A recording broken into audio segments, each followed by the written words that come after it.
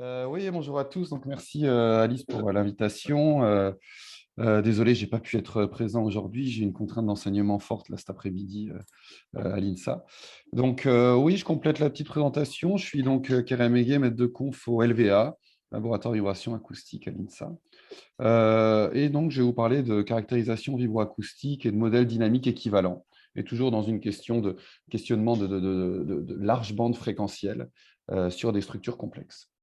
Donc, on va y aller sans plus tarder, histoire d'essayer de tenir là dans le temps pour avoir un peu de temps pour les questions. N'hésitez pas à me couper si vous m'entendez mal ou autre. Alors, oui, simplement un peu de parcours, c'est toujours bien de se replacer. Donc voilà, je suis centralien de Marseille. J'ai fait mon master recherche à Marseille en 2006. Un stage de recherche chez Antoine Chaigne à l'ENSTA, et puis ma thèse doctorat à l'IX, au LMS, Laboratoire de mécanique des solides, avec Xavier Boutillon sur des problématiques de modélisation moyenne fréquence, large bande de structures ready, en l'occurrence table d'harmonie de piano. Un postdoc de 6 mois à l'ENSTA avec Cyril Touzé, des problématiques non linéaires. Et donc, j'ai été embauché à l'INSA en septembre 2010. Et donc, je travaille sur des problématiques de caractérisation vibroacoustique et de modélisation dynamique équivalente, voilà, toujours sur des structures complexes en large bande.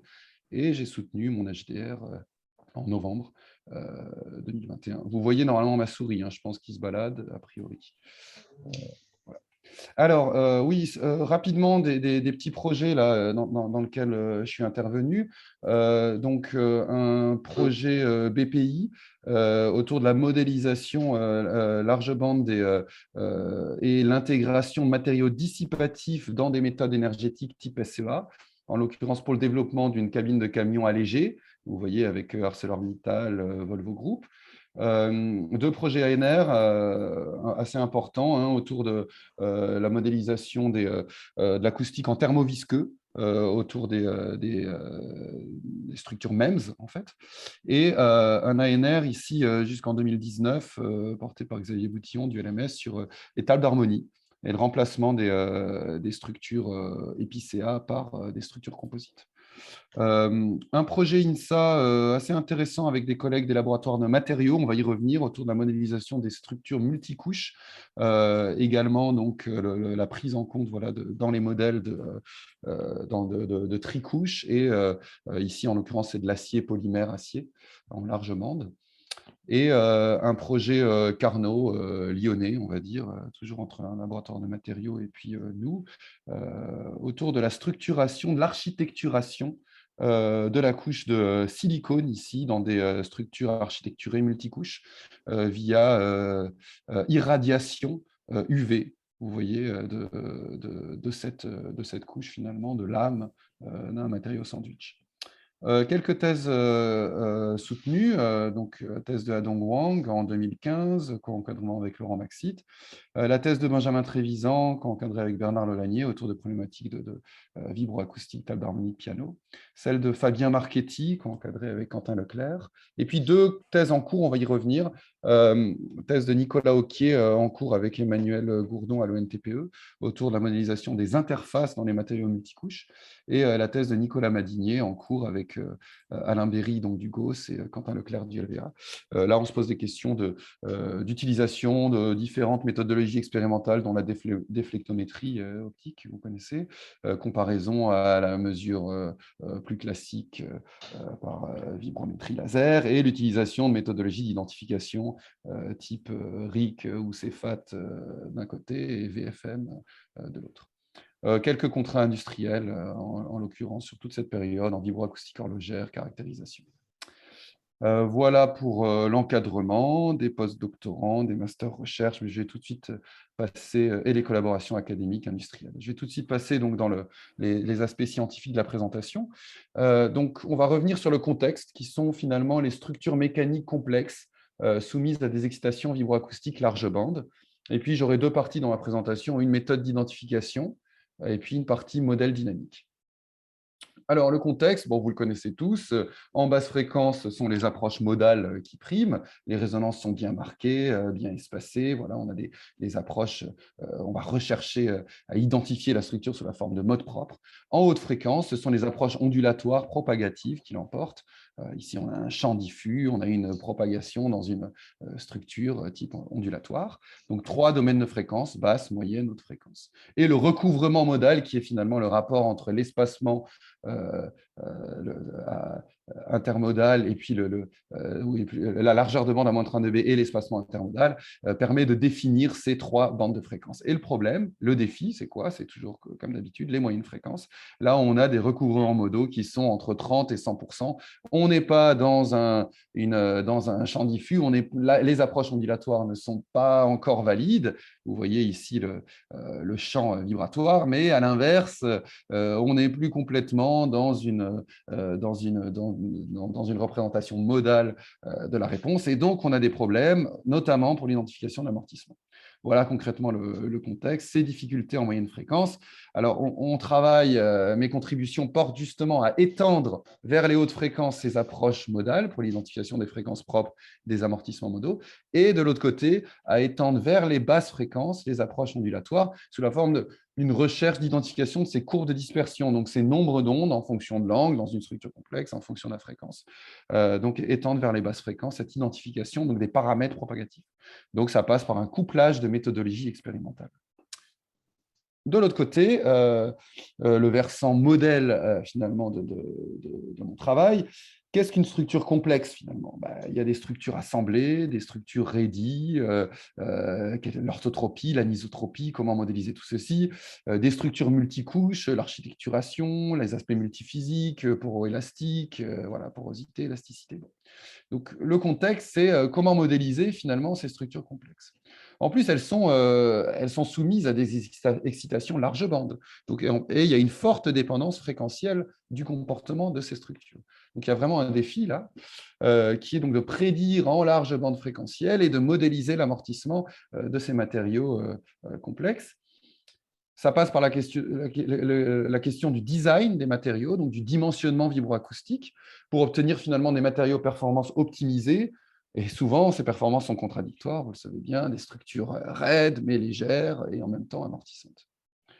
Donc mes contributions portent sur cette notion d'équivalence dynamique en modèle, hein, donc très souvent d'ailleurs fréquentiellement dépendante. On cherche des modèles équivalents à petit nombre de paramètres, qu'on va appeler des modèles minimales, qui vont être valides en large bande fréquentielle. Voilà, par exemple, voilà, on a une structure multicouche, un modèle élément fini de cette structure complexe suppose un maillage très fin, en haute fréquence, un temps de calcul très important, et on se pose la question de chercher une vision analytique équivalente aux matériaux multicouches. Donc là, en l'occurrence, une simple plaque monocouche équivalente, mais dont vous voyez les modules, les paramètres vont être fréquentiellement dépendants. Donc, on va avoir des études paramétriques qui vont nous permettre le dimensionnement de ces structures. Alors, rentrons dans le vif du sujet, de l'aspect expérimental, finalement, en termes de méthode d'identification.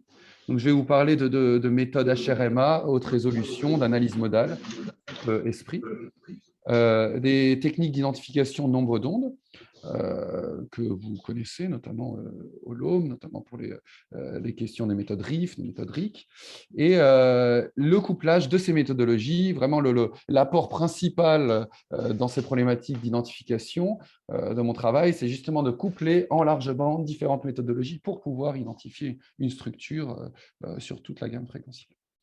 Alors, la méthode d'analyse modale haute résolution que j'ai développée initialement au cours de ma thèse et que j'ai continué à développer, à utiliser au LVA, on a voilà, une réponse libre d'un système linéaire à gauche. On va représenter ça comme une somme d'exponentielles décroissantes. Vous voyez les différents paramètres modaux ici, facteur d'amortissement modal, fréquence modale, amplitude, phase.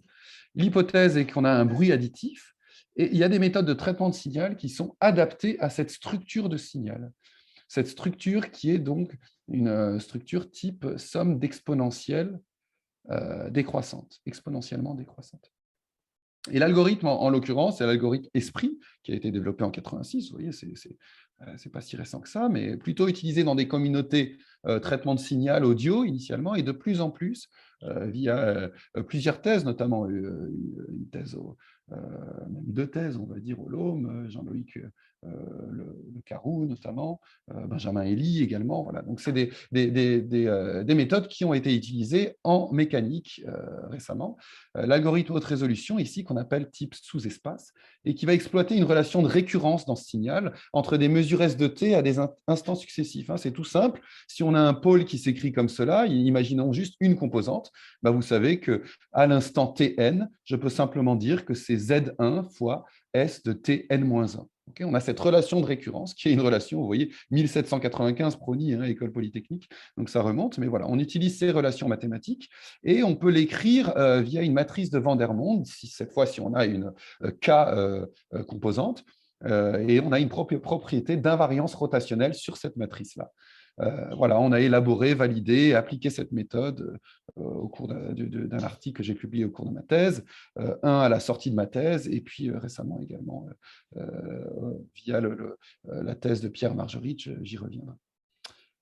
Donc, on applique cette méthode et on a réussi à identifier le comportement large bande de structure ready. Vous voyez, une structure assez complexe à gauche, épicéa, orthotrope, ready. On arrive à identifier jusqu'à 3 kHz l'amortissement de cette table d'harmonie de piano, alors que ici, vous voyez, la biblio se cantonnait à peine à 500 Hz précédemment. La littérature et HRMA permettent de monter très haut. On a identifié le comportement dynamique de matériaux multicouches, un papier, la JSV de 2018, je vous parlais de ces tricouches acier-polymère-acier. On a réussi à identifier en large bande l'amortissement. Et ça permet aussi, ces méthodes finalement expérimentales, d'alimenter des modèles, d'alimenter des modèles énergétiques en moyenne fréquence. Ça, c'est primordial. Souvent, on se retrouve finalement limité par, on a un modèle, mais on ne sait pas quoi mettre, quoi lui donner à manger. Et ces méthodes-là, large bande, permettent d'identifier des paramètres finalement matériaux mesurés pour des méthodes énergétiques. Et là, on a bossé sur des systèmes plaques-cavités, plaques avec matériaux dissipatifs, et puis vous voyez des cavités également avec des matériaux dissipatifs. D'autres approches, les approches propagatives. Alors, parlons un peu des aspects littérature, méthode de caractérisation. Donc, on va analyser un champ pour l'identification des nombres d'ondes. Voilà, par exemple, la mesure d'un champ vibratoire, plein champ, vibrométrie laser, déflectométrie. Bon. Et on va chercher à identifier les paramètres matériaux via l'identification d'un nombre d'ondes complexes dans ce champ ici propagatif. Donc, ça va nous permettre de remonter à une rigidité, un amortissement équivalent. Mais tout ceci est θ-dépendant, qui est la question de l'anisotropie, donc la question de la dépendance fréquentielle. Voilà par exemple un nombre d'ondes, et une simple transformée 2D transformée de Fourier nous permet, dans le passage dans le plan d'onde, cette notion de K-espace qui va être exploitée dans ces méthodes pour identifier ce nombre d'ondes en fonction de θ. C'est primordial de se poser la question, dans un K-espace, l'identification de cette dépendance θ et fréquentielle du nombre d'ondes. Voilà un exemple, j'y reviens peut-être. Donc on a, je vais stopper, on a ici un sandwich, c'était le travail de thèse de Fabien Marchetti, soutenu en 2020, un article de 2018. Ici, on a une structure avec un nid d'abeilles, et on identifie en large bande, et regardez à droite, le nombre d'ondes, les nombres d'ondes, donc l'espace finalement des nombres d'ondes. À gauche, on a simplement une réponse du champ vibratoire, et on voit à droite apparaître des choses intéressantes. Donc, on semble avoir une ellipse, donc une orthotropie de cette réponse-là. On voit la fréquence qui défile, on approche les 20 kHz, on est assez vite en large bande. Et puis, petit à petit, on commence à avoir des réplications de cette ellipse-là, qui devient de plus en plus circulaire, d'ailleurs. Donc, on a l'impression que cette orthotropie se transforme en isotropie en large bande. Et vous voyez cette réplication ici, de manière périodique. Pourquoi ? Je suis sur une structure périodique, architecturée. Vous connaissez tout ça un peu au LOM, en termes de métamatériaux et d'identification de ces périodicités également en nombre d'ondes. Et vous voyez également apparaître, donc là, c'est de la flexion, mais au centre, on voit apparaître d'autres modes, des modes membranaires ici, in-plane, waves. Voilà. Donc, ces méthodes, si on arrive à les exploiter, on a beaucoup, beaucoup d'informations. Alors, je passe à la suite. Quelles sont les méthodes existantes dans la littérature? Alors, des méthodes inhomogeneous wave correlation, basées donc sur des corrélations avec champs virtuels. la thèse de Berthaud, très, très bonne thèse en 2005 à Centrale Lyon, hein, je la conseille fortement. Une corrélation, une autre technique de corrélation, une autre très bonne thèse du Loom 2009 de Jacques Cuenca, avec des fonctions d'Henkel, et l'identification basée sur l'estimation de dérivée spatiale de l'équation de mouvement, une autre famille de méthodes qui permet de remonter aussi indirectement finalement au nombre d'ondes et aux paramètres matériaux, on va dire, aux rigidités équivalentes en termes d'amortissement et de module Young. La formulation forte, travail de Charles Pézra, corrigé également dans sa version corrigée par Quentin Leclerc en 2015. Une formulation faible, les travaux de Pierron, les travaux de Berry autour de la VFM. Et des méthodes 2D esprit. C'était cette invariance rotationnelle dont je vous parlais, qui est finalement ici écrite spatialement en 2D. On peut donc en 2D écrire finalement pour un modèle de signal type onde plane, écrire cette invariance, cette propriété dont je vous parlais ici. Voilà, cette relation de récurrence peut être écrite en 2D. Et un travail de thèse, c'était initialement les travaux de Rouquette en 2001 dans la communauté audio, qui a été, donc là maintenant en termes de mes contributions, ces méthodes ont été étendues à l'orthotropie elliptique pour les aspects corrélation avec champ virtuel, lors de la collaboration avec Bert Rosen en 2017, lors de la thèse de Fabien Marchetti, un article de 2021.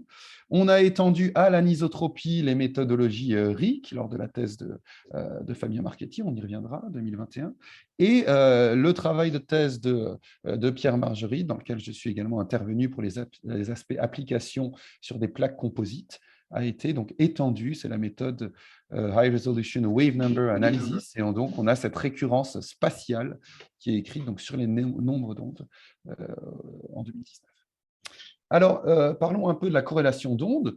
Donc, voilà la méthode Inhomogeneous Wave Correlation. Donc, on a finalement un indicateur qui est à maximiser. On a un champ mesuré ici. On vient en virtuel simuler un nouveau champ avec un nombre d'ondes K, et on cherche à faire varier, vous voyez, ce nombre d'ondes K. Et dès que je le maximise, bon, ben, je suis bon. J'ai maximisé dans le θ donné le nombre d'ondes qui me permet du coup de retrouver le paramètre matériau à θ donné. Alors attention, c'est une hypothèse onde plane. Vous voyez.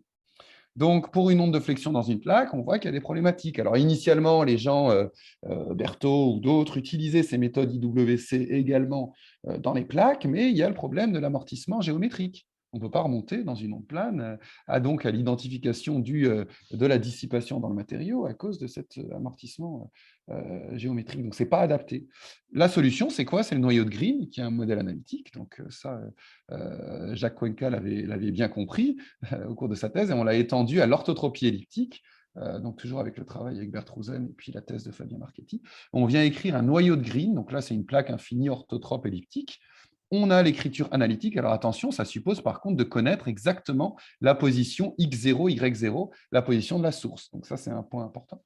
Et on peut, en minimisant l'erreur de reconstruction, remonter aux rigidités de flexion. Vous voyez ici en orthotropie. Donc j'ai une rigidité la plus importante D1, une autre rigidité D2. Dans un modèle en orthotropie elliptique, j'ai besoin de ces deux rigidités finalement. Et ça colle particulièrement bien avec le modèle derrière en pointillé. Donc la mesure en large bande, vous voyez, je monte jusqu'à 50 kg là.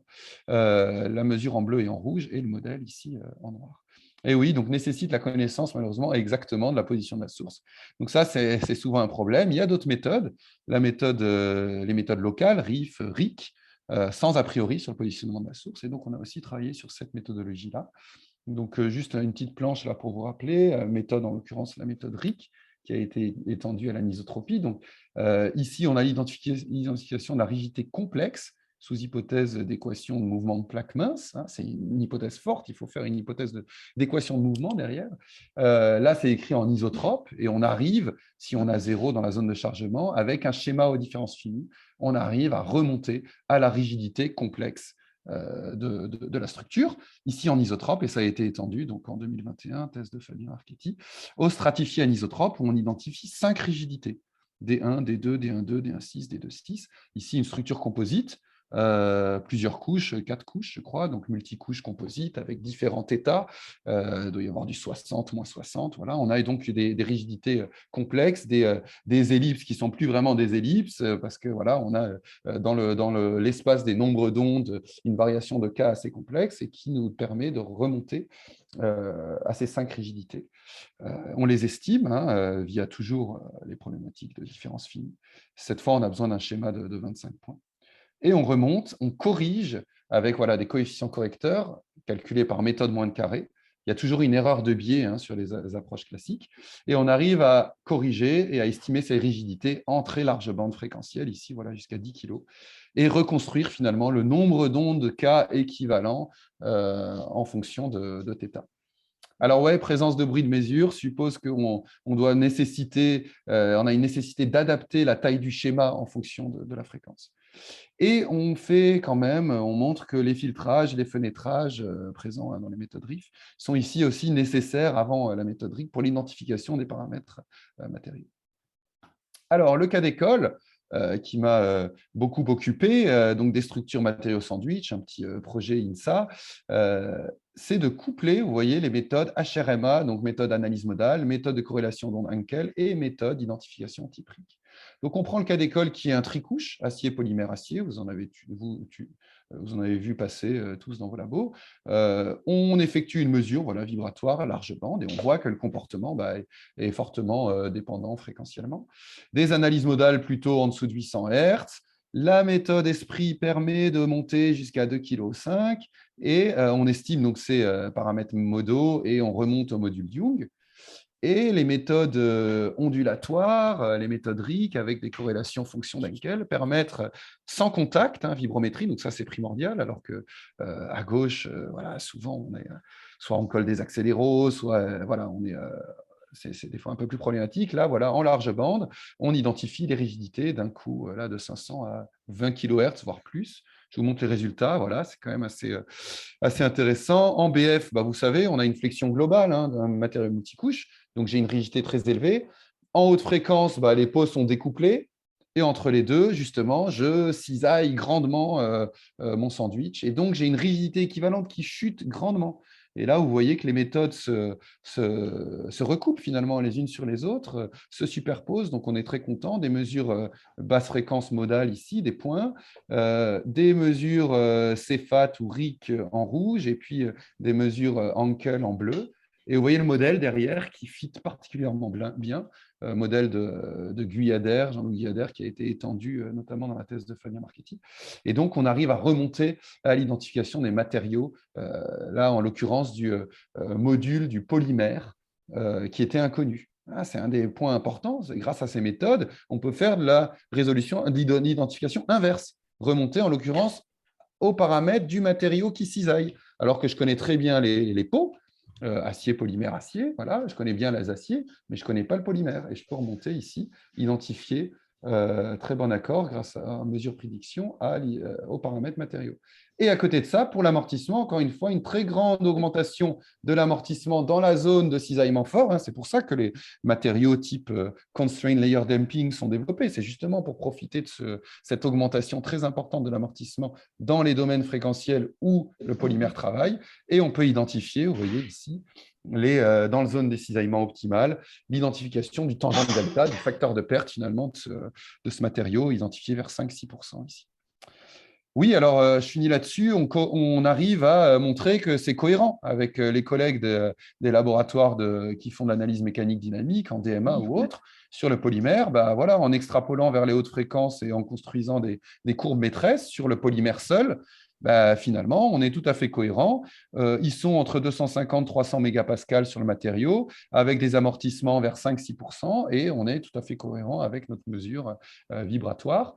On a confirmé l'identification du module du facteur de perte et donc la pertinence finalement de ces méthodologies large bande inverses vibratoires qui sont proposées. Et je finis avant de passer sur les modèles, les mesures de l'amortissement. Donc ça, c'est très important. Je sais que vous êtes beaucoup aussi à travailler là-dessus, sur les matériaux architecturés. Donc, on se pose toujours des questions de alors, stop band, pass band, zone où l'amortissement va grandement être modifié, parfois d'ailleurs fréquentiellement assez sur des zones fréquentielles assez fines. Bon. Et là, voilà, donc 2 plaques sandwich nid d'abeille, ici une transformée de Fourier 2D. Et si je regarde le niveau vibratoire le long d'une ligne, bah, je vois qu'il se passe quelque chose à 20 kHz. J'ai d'un coup une chute, vous voyez, 19 et 21, bleu et jaune, je suis très haut. Et puis à 20 kHz, bim, quand je m'éloigne de la source, j'ai une chute beaucoup plus importante. En dessous, le travail de thèse de Pierre Margerie, 2019, analyse 2D toujours sur une structure sandwich, bah là, on voit apparaître une singularité très forte à une fréquence vers 34 kHz. Il se passe quelque chose à la fois sur le nombre d'ondes, à la fois sur l'amortissement.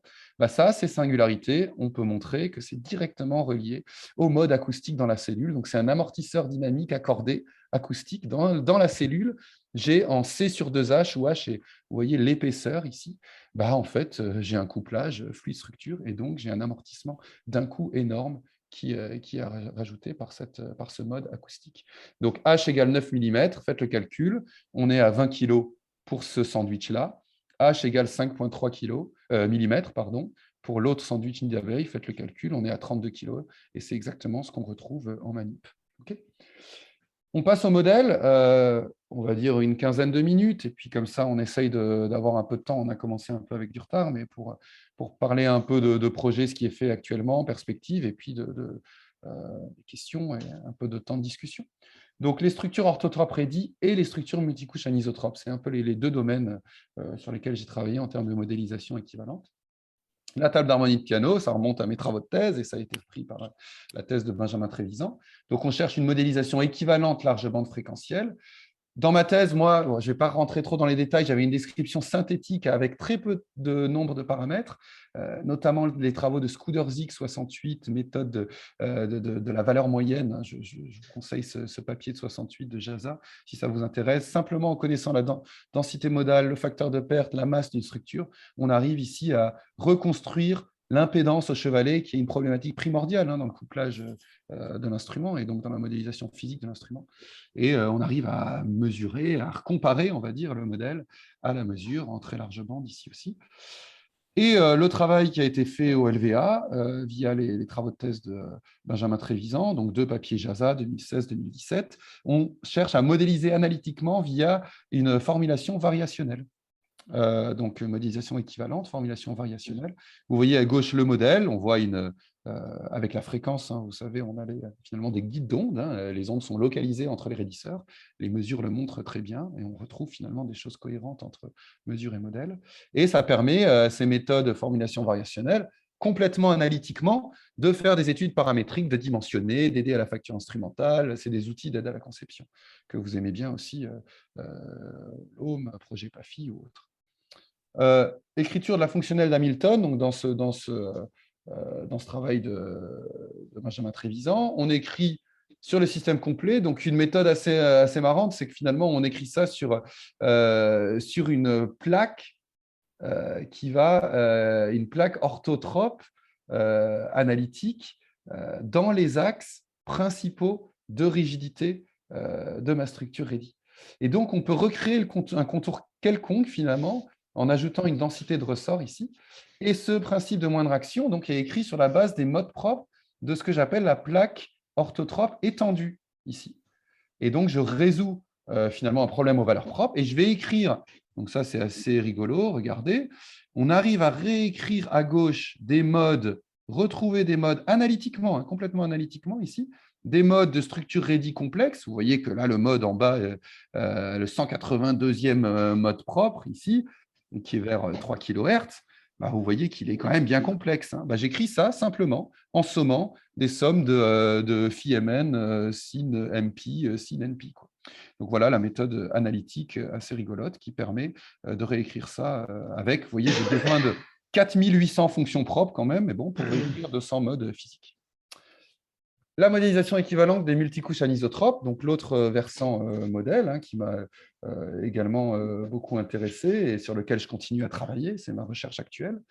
Les modèles éléments finis, je vous dis toujours, voilà, temps de calcul important, bon, maillage fin, il y a d'autres approches qui existent, notamment les approches condensation de modèles. On va chercher Alors, les collègues en poroélasticité connaissent très bien ça, hein, de la condensation de modèles. On va chercher à trouver finalement des structures équivalentes, souvent en monocouche, mais qui permettent, avec cet aspect fréquentiellement dépendant, de modéliser analytiquement une structure très complexe. Et donc de remplacer finalement ces structures par des structures monocouches équivalentes. Donc le travail se base sur, donc là c'est historique, hein, c'est du laboratoire, du LVA, des travaux de thèse de Jean-Louis Guyader, 78, cinématique de plaques épaisses dans la couche, des modèles zigzag. On décrit bien tous les phénomènes de flexion, de membrane, de cisaillement. Simplement, on suppose le déplacement transverse constant dans l'épaisseur, il n'y a pas de déformation, on suppose. Alors, il y a des modèles plus poussés qui permettent d'étudier aussi ça, mais on montre que finalement, pour nos problématiques dans très large bande, avant qu'il y ait vraiment de la respiration dans mes structures sandwich en très haute fréquence, ces modèles suffisent. Et donc, ils ont été étendus dans le travail de thèse de Fabien Marchetti, papier JSV 2020, à l'identification pour θ quelconque. Donc, pour des structures anisotropes à θ quelconque, on continue à faire de l'analytique et on a un modèle condensé anisotrope. Donc là, voilà chaque couche définie par une loi de comportement orthotrope, chaque couche n avec θ quelconque. J'ai des relations de couplage, déplacement, contrainte aux interfaces. Et j'écris toujours une fonctionnelle de Hamilton, principe de moindre action, et je peux remonter aux équations, voilà, à la matrice de Raeder, à la matrice de masse, qui me permettent de remonter via le calcul du déterminant simplement aux courbes de dispersion. Okay. Et donc, j'obtiens les 6 racines. Il y en a 5 qui sont propagatives, une évanescente. Donc, écriture analytique de ce système, et je retrouve les nombres d'ondes des différents modes dans le système, hein, pas que de la flexion. Hein, vous voyez, pas que de la flexion, vous les voyez tous ici. J'ai quoi ici? Je dois avoir voilà, de la flexion en A, de la membrane, du cisaillement en X, en Y, les différentes courbes. Le modèle condensé est validé par comparaison avec un article aussi intéressant là, de Shorter 2004, Spectral Finite Element Method, hein, pour des structures multicouches. Là, c'est un sandwich épais, tricouche, et on identifie en large bande. On a un modèle, pardon, plutôt qui prédit en large bande ces différentes ondes. Alors, ouais, très haute fréquence, vous parlez de la limite très haute fréquence, vous voyez la respiration ici, bon, l'apparition de ces modes symétriques n'est pas prédite par ce modèle, mais ce n'est pas un souci pour nous, vu qu'on travaille dans des domaines fréquentiels qui sont avant ces respirations-là.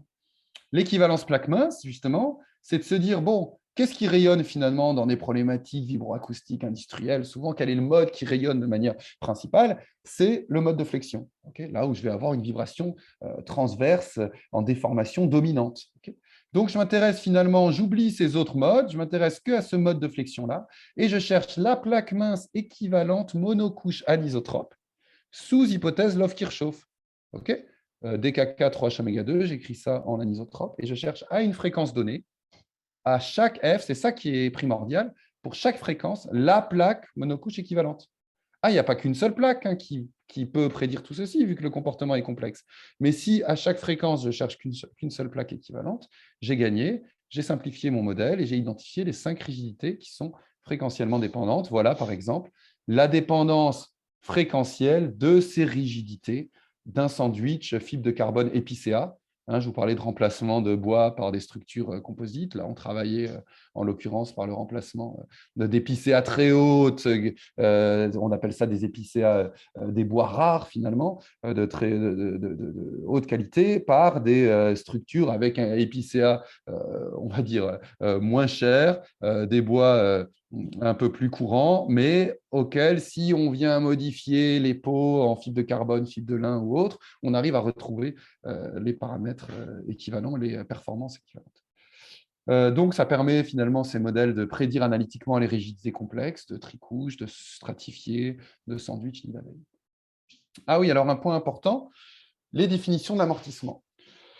Un travail important là, qui m'a bien occupé, c'était d'essayer de comprendre comment relier les amortissements spatial, le gamma finalement, celui qui est sur un K complexe, hein, vous savez, nombre d'ondes K, gamma, c'est im sur ril, bon, au facteur de perte, finalement, état, qui lui est plutôt énergétique ou temporel. On sait que im de oméga 2 sur il de oméga 2. Si je regarde à gauche en spatial, à droite en temporel, ben voilà, en spatial, c'est quoi? C'est je me déplace suivant x, j'ai une décroissance qui est reliée à la partie imaginaire de K.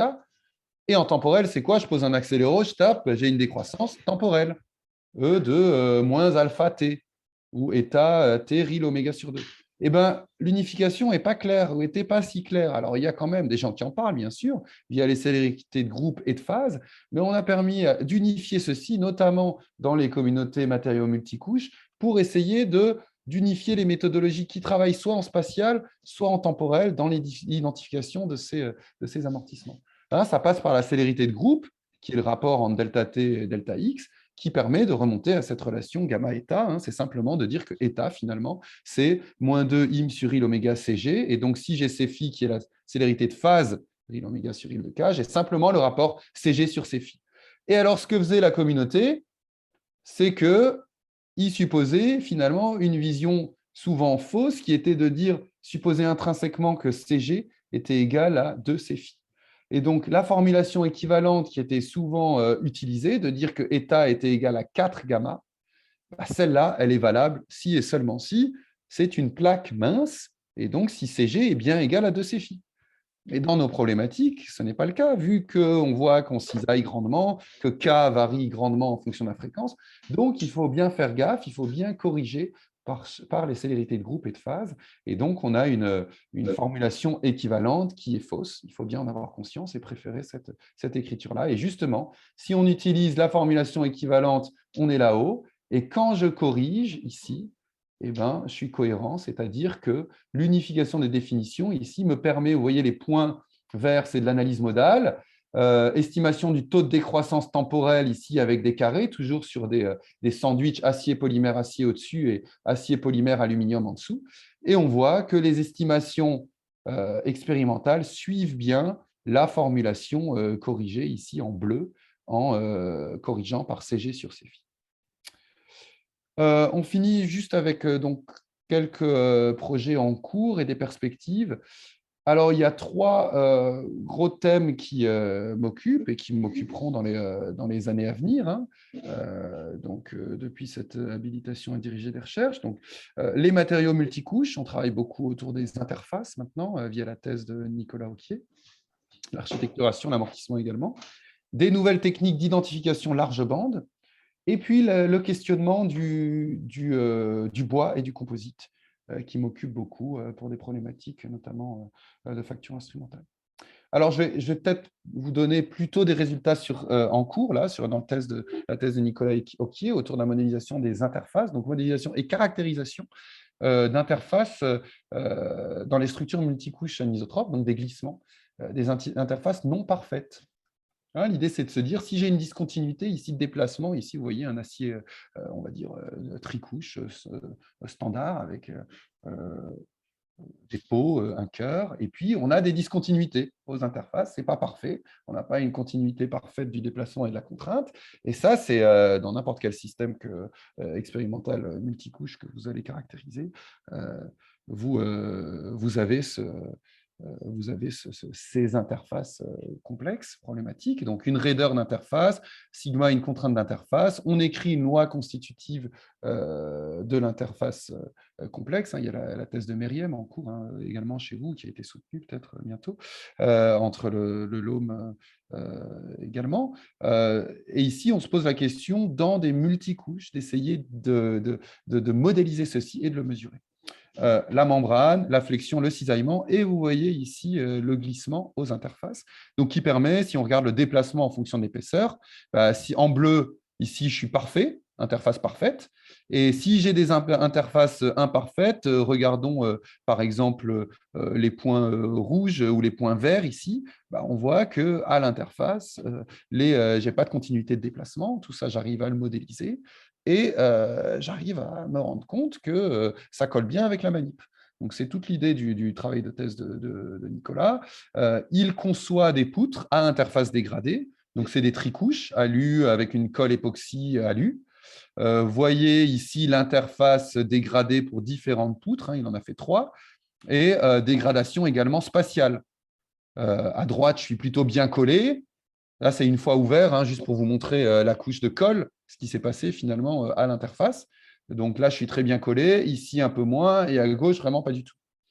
Il a identifié, donc là, c'est des méthodes RIC, hein, vous connaissez bien, 3 zones, dégradation spatiale, à droite en bleu, ici la courbe en bleu sur le module et en bas sur l'amortissement. En bleu, je suis plutôt très bien collé, donc je suis plutôt très raide, je suis à droite sur fréquentiellement. Au milieu, je suis moins bien collé, je suis en train de me déplacer à gauche, c'est normal. J'ai quelque chose qui est plus souple à cause de cette interface qui n'est pas extra, et donc j'ai un amortissement qui se décale également, un module Young qui chute plus vite.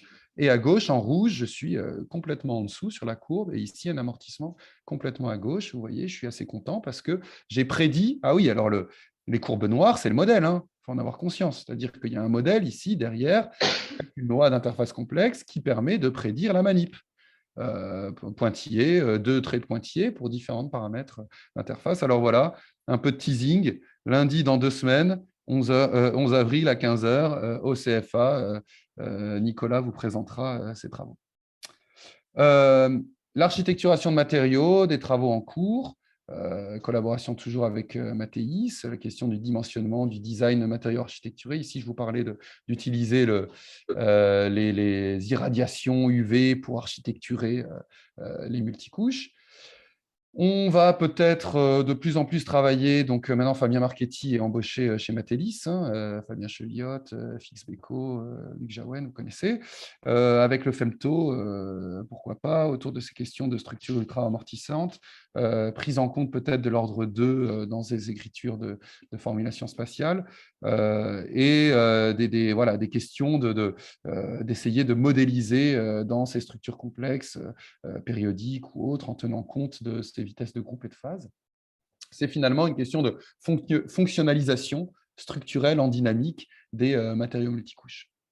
Et le deuxième axe vers lequel je souhaite travailler, ou je travaille actuellement, la thèse de Nicolas Madinier dont je vous parlais, co-encadrée avec Quentin Leclerc et Alain Berry du GOS, autour de ces questions de confrontation de techniques de mesure plein champ et techniques d'identification, appliquées à des panneaux composites, cartographier l'amortissement spatial. Pierre Marguerite a été embauché CR-CNRS, bravo à lui, après à peine un an de postdoc, au PIMM. On continue à travailler ensemble sur des approches ondulatoires, l'amortissement dans les méthodes 2D Esprit, l'étude de l'influence de la forme du front d'onde bidimensionnel sur l'identification des pertes internes. Hein, je vous disais, est-ce qu'on peut corriger finalement cet aspect onde plane, onde de flexion? On a le front d'onde qui n'est pas adapté pour les méthodes Esprit, comment faire pour corriger tout ceci. Et puis, des travaux en collaboration, toujours avec Bert Rosen du KUL, mais également des collègues de l'UGent en composite, plutôt des applications contrôle non destructif, ultrasons, de ces méthodes de caractérisation pour caractériser les modes A0, les modes S0 dans les structures symétriques, antisymétriques, dans les multicouches. Et je finis avec cette planche. Voilà, quelque chose qui me porte à cœur, hein, toujours le remplacement finalement des matériaux rares, hein, des problématiques écologiques, énergétiques, d'approvisionnement, remplacement de l'épicéa de résonance par des structures dynamiquement équivalentes. Donc ça, c'était le travail de thèse de Pierre Marguerite en collaboration avec Stéphane Polello, dernier facteur de piano français. On a remplacé une table par une structure carbone, épicéa carbone. Ici, on a dimensionné, prédit, élaboré, mesuré. Elle n'est toujours pas complètement mise dans son piano à demi-queue, mais ça ne saurait tarder. Et un projet en cours, c'est pas passé en 2021, on espère que ça passera en 2022. En ANR, on verra le porteur LITEM avec, il y a du LOM, il y a du FEMTO, il y a du LMGC autour de la mécanique du bois, il y a du LVA. Donc la question de développer finalement des plateformes de prototypage matériaux pour des structures alternatives. Pour des idiophones, des chordophones, c'est-à-dire d'un côté des chordophones, par exemple la table d'harmonie, des idiophones, c'est simplement une lame, marimba. Et l'idée, c'est de se poser la question des aspects multi-échelles. Qu'est-ce qui se passe à l'échelle du matériau? Qu'est-ce que je dois remplacer à l'échelle du matériau? Qu'est-ce qui se passe quand je m'intéresse à une structure, poutre, plaque, et in fine, l'instrument? Comment prédire finalement et dimensionner les structures de remplacement? Voilà, je vous remercie pour votre attention. Je pense qu'il reste un peu de temps pour les questions.